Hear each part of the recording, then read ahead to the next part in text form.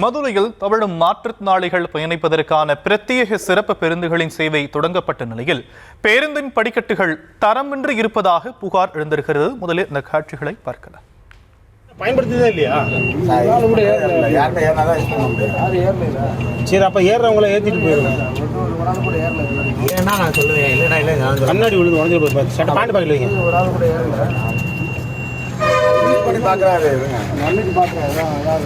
அது அமுக்கு இது அமுக்குன்னு எப்படி வரும்?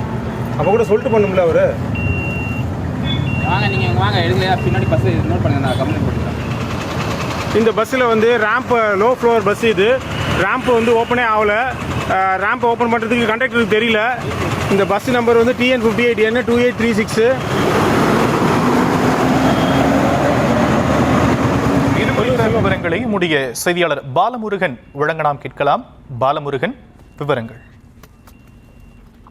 நிச்சயமாக மதுரையிலும் முதன்முறையாக மாற்றுத்திறனாளிகள் மற்றும் முதியவர்கள் பயன்படுத்தும் வகையில் 1 கோடி மதிப்பில் 20 தாழ்த்தள பேருந்துகள் மக்களின் பயன்பாட்டிற்காக கடந்த ஆண்டு அக்டோபர் மாதம் வைக்கப்பட்டது.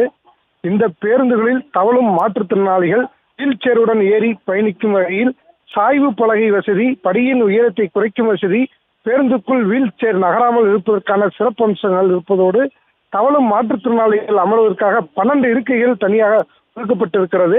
இந்த பேருந்துகள் மதுரை பெரியார் மாட்டுத்தாவணி, ஆரப்பாளையம் பேருந்து நிலையங்களுக்கும், திருமங்கலம், ஊமச்சிக்குளம், அழகர்கோவில், மேலூர், விரகனூர், சுற்றுச்சாலை ஆகிய வழித்தடங்களிலும் இயக்கப்படுகின்றன.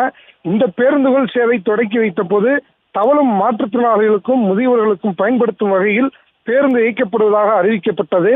ஆனால் பேருந்துகள் இயக்கப்பட்டு 1 ஆண்டுகள் ஆன நிலையிலும் தவழும் மாற்றுத்திறனாளிகள் மற்றும் முதியவர்கள் தங்களது வீல் சேர்களுடன் பயணிக்கும் படிக்கட்டுகள் பயன்படுத்த முடியாத நிலையில் உள்ளதால் மாற்றுத்திறனாளிகளும் முதியவர்களும் பயணிக்க முடியாத நிலை உருவாகி இருக்கிறது. இந்நிலையில் பாரா ஒலிம்பிக் போட்டியின் பயிற்சியாளரான தவழும் மாற்றுத்திறனாளி செல்வம் என்பவர் நேற்று பயிற்சிக்காக சென்றுவிட்டு மதுரை அழகர்கோவில் சாலையில் உள்ள சூர்யா நகர் பகுதியில் உள்ள பேருந்து நிலையத்தில் நின்றிருக்கிறார்.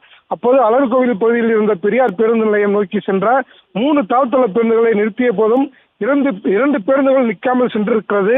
3வது வந்த பேருந்து நிறுத்திய போது அதில் தவழும் மாற்றுத்திறனாளிகளுக்காக உருவாக்கப்பட்டிருந்த படிக்கட்டுகளை எடுக்க முயன்ற போது அதை பயன்படுத்த முடியவில்லை.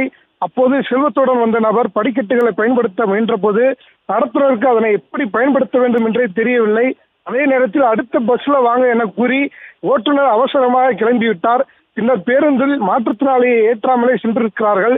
இதனை வீடியோவாக பதிவு செய்த செல்வம், மாற்றுத்திறனாளிகளுக்காக அமைக்கப்பட்டு இயக்கப்படுவதாக கூறப்பட்ட பேருந்துகளில் படிக்கட்டுகள் பயன்படுத்தவில்லை எனவும் அதனை பயன்படுத்துவதற்கு நடத்துனர்களுக்கு கூட தெரியவில்லை என தனது ஆதங்கத்தை வீடியோவாக எடுத்து பதிவிட்டிருக்கிறார்.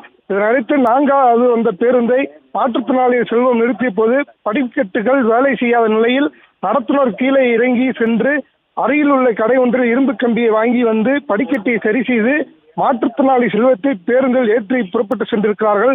அதற்கு மாற்றுத்திறனாளி செல்வம் நன்றி தெரிவித்திருக்கிறார்.